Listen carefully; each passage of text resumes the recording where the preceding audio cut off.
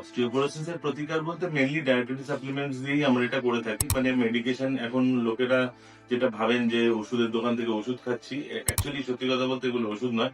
আমি যদি normal food হ্যাবিটের মধ্যে যাই, তাহলে যারা ভেজিটেরিয়ান আছেন তাদের ক্ষেত্রে আপনারা জানেন সবাই দুধ, ছানা, পনির, রাজমা, সয়াবিন, কাবলি ছোলা এরকম টাইপের যে খাবারগুলো হয় তার মধ্যে ক্যালসিয়ামের পরিমাণ অনেক বেশি থাকে। এছাড়া আমরা ক্যালসিয়াম আলাদাভাবে নিয়ে থাকি।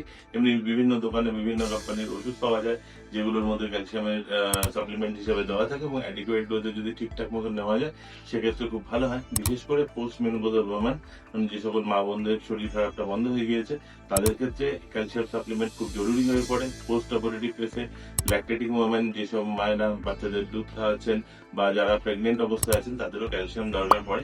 তো ক্যালসিয়াম সাপ্লিমেন্ট দিয়ে আমরা অস্টিওপোরোসিস প্রিভেন্ট করি। সঙ্গে ভিটামিন ডি হলে আরো ভালো হয়, যেটা মেনলি সানরাইজ থেকে পাওয়া যায়। তাছাড়াও আমরা চিজ, পনির, বাটারের মধ্যে পেয়ে থাকি, অথবা আমরা বাইরে থেকেও নিতে পারি।